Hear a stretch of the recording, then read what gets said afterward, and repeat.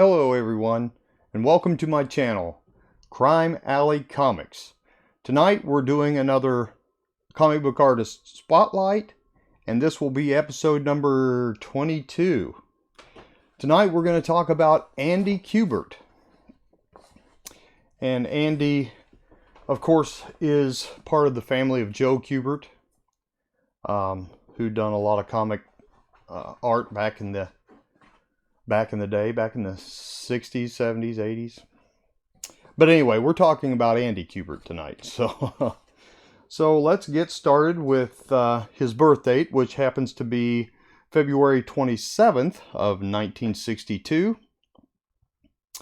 He is an American comic artist, letterer, and writer, son of Joe Kubert and brother of Adam Kubert, both of whom are also artists, and the uncle of comics editor Katie Kubert. He is a graduate of and an instructor of second-year classes at the Kubert School, founded by his father, who also taught there. So it's I guess comic books is a family affair with them. So let's talk a little bit about his early life. Andy Kubert, is the son of Muriel and Joe Kubert, the later of whom came from a Jewish family in the in southeast Poland. His siblings include a sister, Lisa, and a brother, David. Actually, brothers, David, Daniel, and Adam, which Adam is also a comic book artist. He and his siblings were raised in Dover, New Jersey. He is also the uncle of comic editor Katie Kubert. He graduated from the Kubert School, which was founded by his father in Dover. Dover, New Jersey, that is. Now a little bit about his career.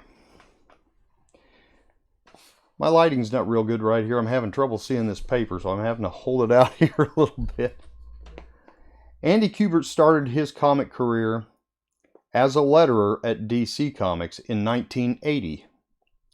His first credited artwork for the company was the story Old Soldiers Never Die in Sergeant Rock number 393. That was in October of 1984. He later drew Adam Strange and the Batman vs. Predator intercompany crossover. He is best known for his work at Marvel, specifically the company's X-Men titles. An occasional cover artist on Uncanny X-Men, which, by the way, he drew the first cover appearance of the character Gambit, which, as we all know, was X-Men, or Uncanny X-Men 266. And X-Men Classics. Kubert later served as a fill-in penciler for Uncanny X-Men 279 and 280 and 288 before becoming the regular penciler on X-Men Volume 2, starting with number 14. Which I don't have that one out here. No, wait a minute. Yes, I have. Yes, I have.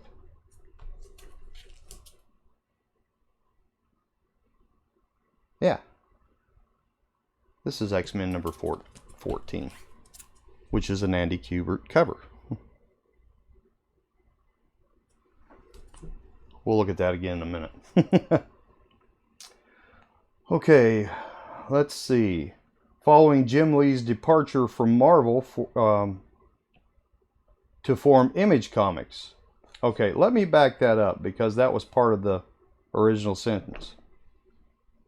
With the other Uncanny X-Men 279, 280, and 288 before becoming the regular penciler on X-Men Volume 2, starting with number 14, following Jim Lee's departure from Marvel to to form Image Comics. Kubert was one of the artists of the X-Men,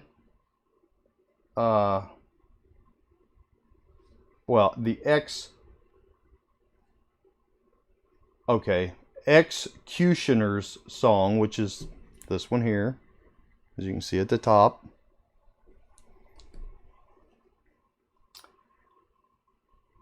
Storyline, which ran through the X-Men title in 1992, and drew the wedding of Cyclops and Jean Grey in X-Men number 30, March of 1994. Kubert drew the Amazing X-Men limited series as part of the Age of Apocalypse storyline in 1995. In 2001, Kubert drew 2 issues of new Ultimate X-Men of the new X-Men Ultimate X-Men title.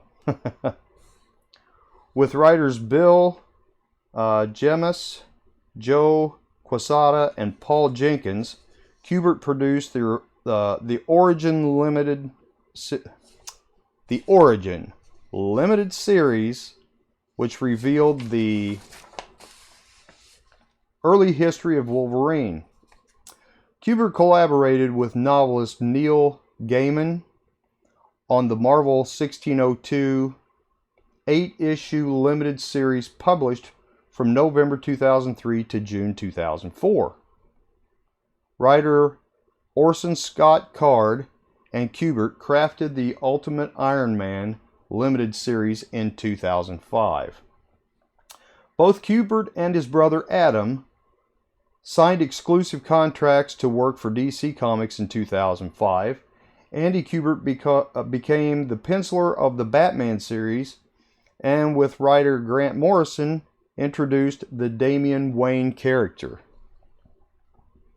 He illustrated the cover, The Batman Cacophony, which was written by Kevin Smith.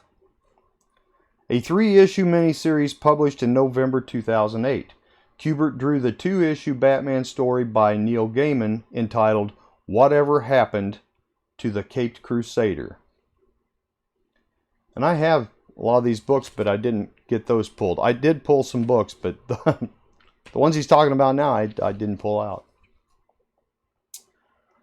While his brother Adam has returned to Marvel Comics following his 3-year deal with DC, Dan Didio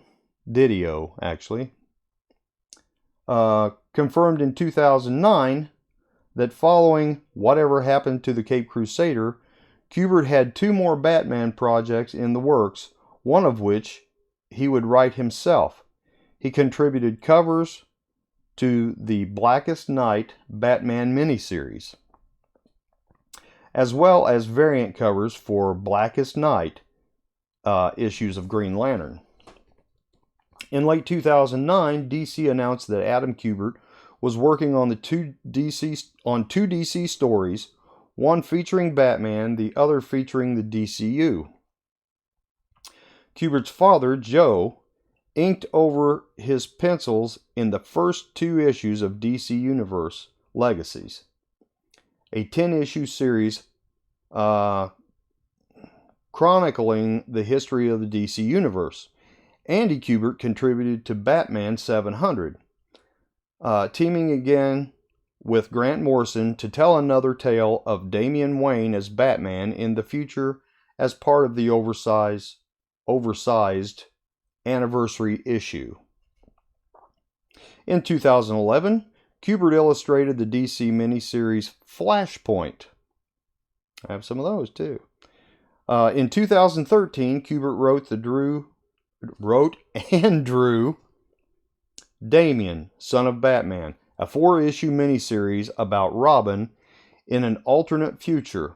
Kubert was one of the artists on The Dark Knight 3, The Master Race, which was co-written by Frank Miller and Brian Azzarello.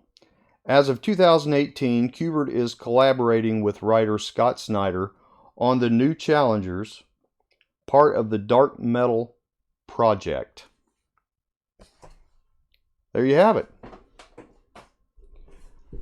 So that's a little bit, actually quite a bit, I guess, about Andy Kubert. Now I'm going to show you some books, which he just happened to mention New Challengers. I just so happen to have The New Age of Heroes, New Challengers #1, which is part of, like they said, the Dark Knight Metal, or franchise, or whatever you want to call it.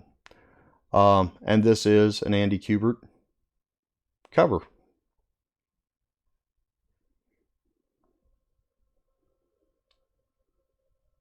Okay. Now,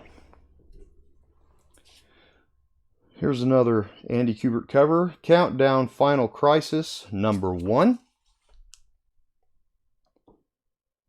Very cool cover.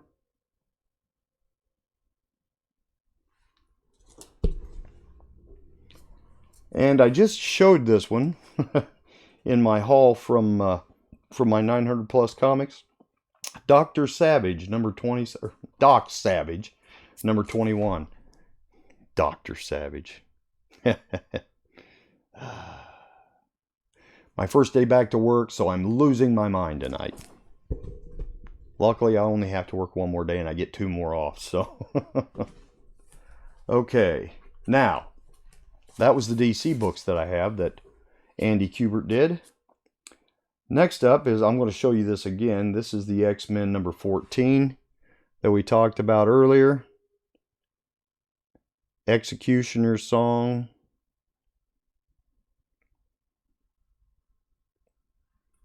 Oh, if you can see it down there at the bottom,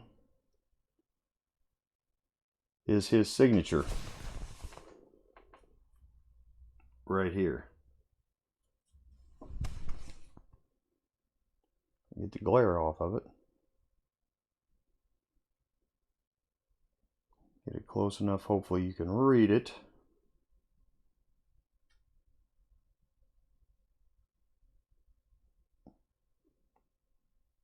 And it's not going to focus any better. Come on, camera, wake up.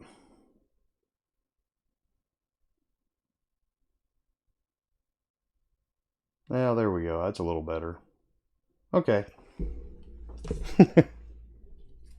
I have his signature on the thumbnail that's on at the beginning of this video. So this is Avengers #334,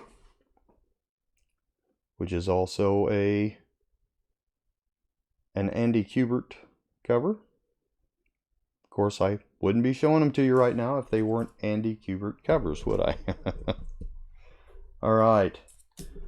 Okay, X-Men. Well, I showed you 14. Here's X-Men #15 of that same series.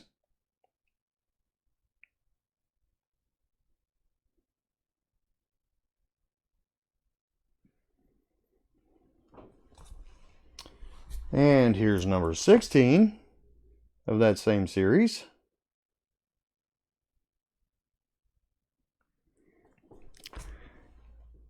And of course, as we talked about in the beginning of this video, he did the cover for X-Men #2, or Uncanny X-Men 266.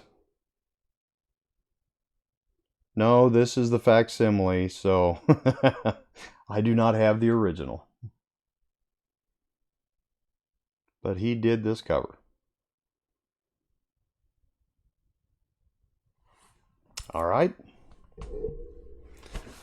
I'm sorry I didn't get this out on Wednesday like I normally do. I don't like to miss things like that. I don't like to, but man, things just got so out of hand. I just had so many things going on, I lost track of time. And I didn't realize till late last night, right before I made the video that I put up last night, that it was Wednesday and that I had to go back to work the next day. So that bummed me out because I had to go back to work today. But it's all good. It's all good. New year, new challenges. And there will definitely be some new challenges this year. So anyway, that's all I have for Andy Kubert. Hope you enjoyed this video. I'm still looking into doing some live streaming. So I've got to get that all lined out. And I need to, and like I said in the last video, I want to do some comic book auctions and some live streaming, and we'll see what else we do this year. Anyway, that's the plan. If I can get that all worked out, I'm looking real forward to that. And of course, I still got to get through the rest of my 900 plus comic books. I'm going to go through some of the independents, some of the IDW and Dynamite and Boom comics and stuff like that, and show those probably in my next video. So because I've pretty much got through the Marvel comics, I've still got some DC comics left, but I want to show you guys some of the other stuff because there's some really neat stuff in there. And so I'll try to get some of those together, and we'll show you those in part 4 of my 900 plus comic haul. And with that, I hope everybody has a great night, have a great Friday, and we will see you all next video.